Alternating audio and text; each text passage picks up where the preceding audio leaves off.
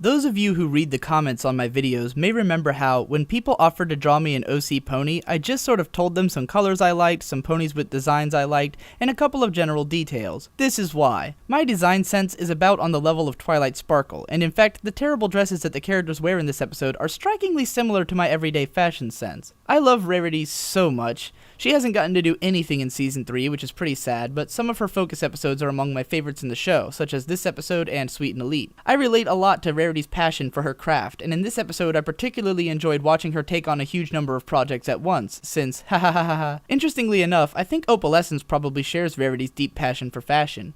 Opal seems genuinely excited by how excellent Rarity's initial set of dresses are, and appalled at the later set. Picky and mean as Opal is, there's probably no one else she'd rather have as a master. Now, I know there's a lot of people who think that Rarity poorly represents the element of generosity, since she's often very selfish, and especially so during Sweet and Elite, but to that I say, just look at this episode. Not only for an example of Rarity being generous, but for an example of Rarity getting completely fucked over for being generous in the first place. Now, to be fair, Rarity's original designs were every bit as for her as they were for her friends, but the atrocious designs that she did after that were purely out of generosity. Her friends walk all over her generosity, and then blindly almost get her entire career fucked over. Of course, they do fix the problem, but still, I think I'd be careful about my own generosity after going through this myself. Rarity is ultimately generous where it counts, and her actions in Sweet and Elite are probably defensible as well, though I'll talk about that when I get to it. Out of the other ponies in this episode, the one with the most characterizing dialogue is Fluttershy. I've brought up a few times how I think Fluttershy is manipulative and secretive, and if any episode shows that perfectly, this is the one. Fluttershy is openly comfortable with lying to Rarity about how she feels about the dress. Whereas Applejack and Twilight dodge the question and Rainbow Dash is totally blunt about it, Fluttershy takes a completely passive approach and tries to lie through her discomfort. The most fun thing about this is that underneath her passive nature, she's actually the most critical of Rarity's work. This huge fjord between the thoughts that Flutters has and the words that she says is a pretty interesting lens to view the rest of her interactions through. Rarity's big freakout scene is brilliantly written, as she keeps trying to be dramatic but also overanalyzing her own attempts at drama. I think Rarity's drama scenes are some of the funniest in the show,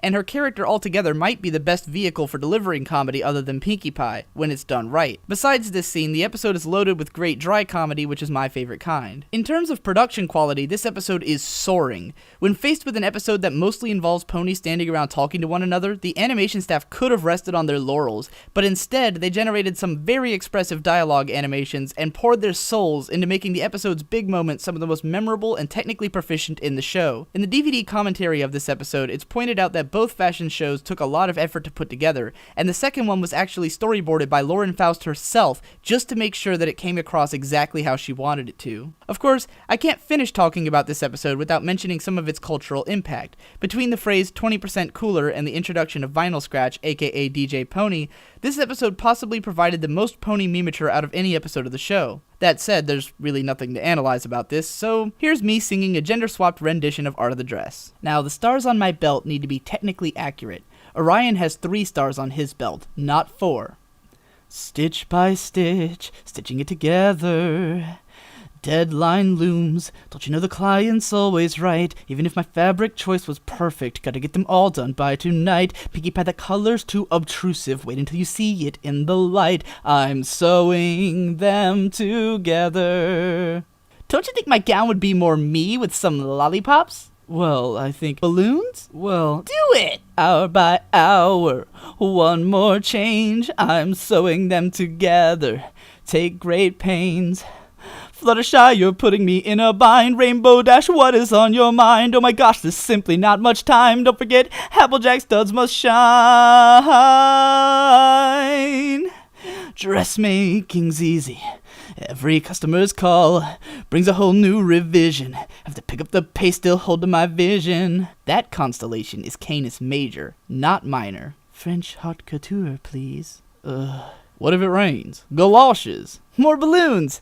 Oh no, that's too many balloons. More candy! Oh, less candy. Oh wait, I know! Streamers! Streamers? Whose dress is this? Streamers it is. What? Aren't you going to tell me to change something too? No, I just want my dress to be cool. Do you not like the color? The color's fine, just make it look cooler. Do you not like the shape? The shape's fine, just make the whole thing, cooler. It needs to be about 20% cooler. All we ever want is indecision. All we really like is what we know. Gotta balance style with adherence, making sure we make a good appearance. Even if you simply have to fudge it, make sure that it stays within our budget. Gotta overcome intimidation. Remember, it's all in the presentation. Piece by piece, snip by snip, croup, duck, haunch, shoulders, hip, bolt by bolt, primmed and pressed, yard by yard, always stressed, and that's the art of the dress.